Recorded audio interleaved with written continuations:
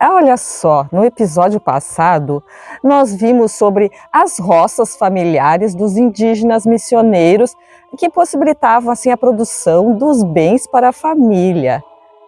E hoje nós veremos sobre a produção e distribuição dos bens comuns nos povoados missioneiros. Mas que bens comuns eram esses, Antônio? Olá, professora Matilde. Pensando na previdência e sustento dos povoados missioneiros, os jesuítas estabeleceram plantações comuns de milho, de leguminosas, como feijões e favas, de árvores frutíferas e de hortas.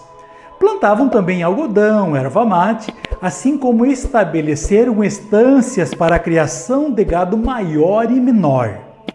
Durante os 6 meses do calendário agrícola, os indígenas missioneiros iam às plantações comuns às segundas e sábados, exceto os tecelões, ferreiros e demais artífices mecânicos, que não participavam das tarefas comunitárias durante todo o ano, mas se alternavam entre o trabalho em suas roças, uma semana dedicada a isso, e o exercício de seus ofícios na outra semana.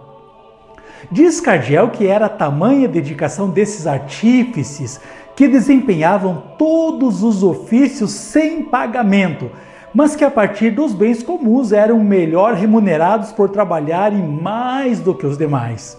O padre os visitava com frequência para que cumprissem bem suas funções, embora se sentissem enobrecidos por possuírem ofícios que geravam bens comuns ao povoado, como ferrarias, tecidos, correame.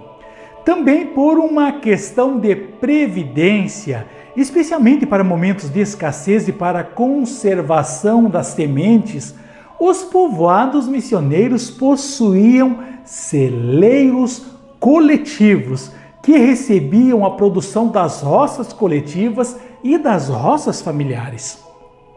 Assim, o milho, uma das bases da alimentação cotidiana, era posto em sacos, cada um com o nome de seu dono, e aos poucos era devolvido a ele conforme ia consumindo ao longo do ano.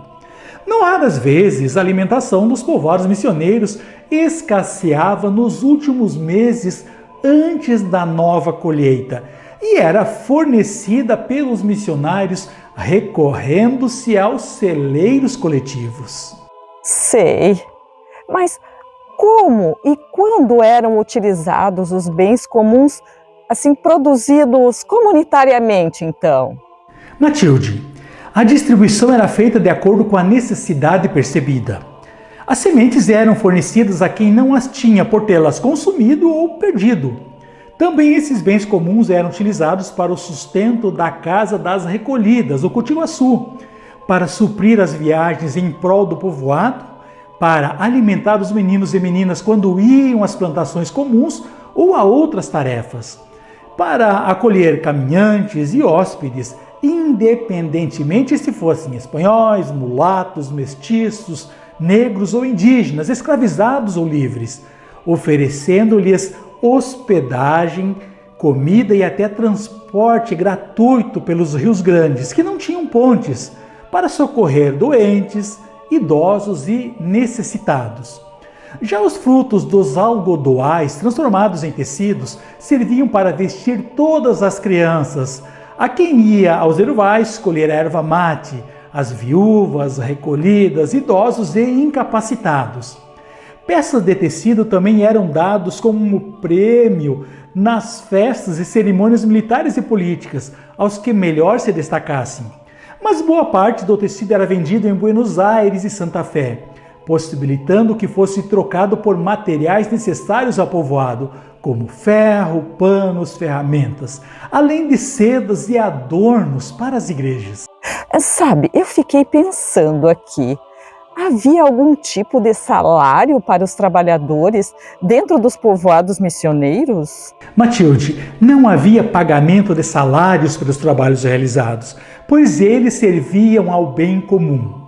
Era costumeiro, por exemplo, que enquanto alguns estivessem viajando em virtude de alguma atividade do povoado, os outros ficavam consertando e construindo suas casas, cultivando os milharais e outras plantações comuns, e também as plantações particulares, caso demorassem muito para retornar, além de realizarem tudo mais que servisse para os viajantes e para os que permanecessem no povoado.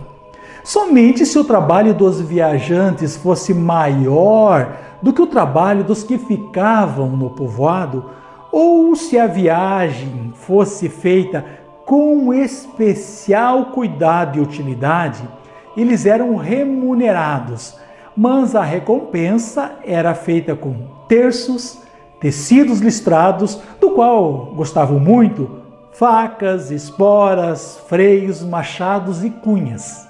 Mas assim, em relação aos animais criados nos povoados missioneiros, a gente podia conversar um pouco sobre isso? Professora, nós vamos dedicar um episódio especial para tratarmos sobre as estâncias missioneiras.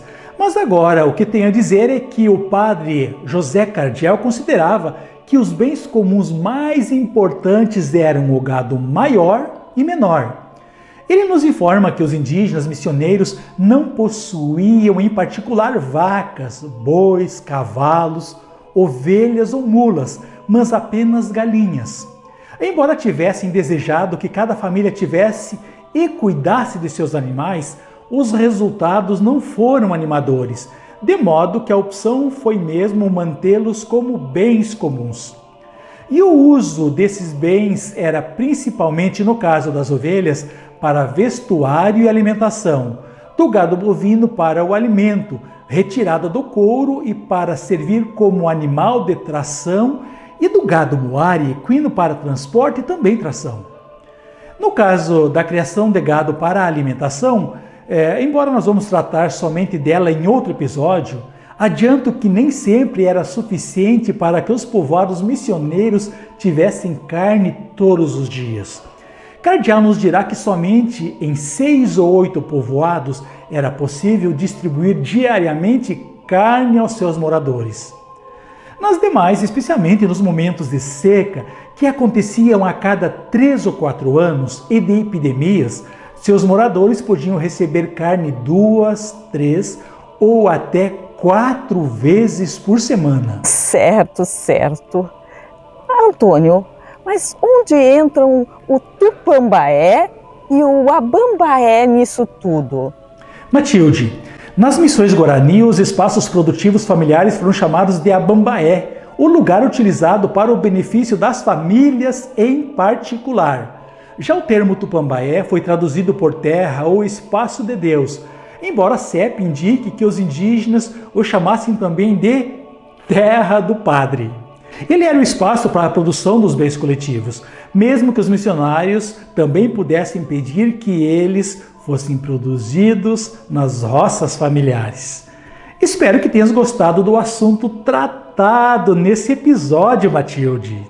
Muito interessante essa forma de produção e distribuição dos bens comuns, não é, Antônio? Gostei muito de saber sobre isso. Até o próximo AgoDVT. Obrigado.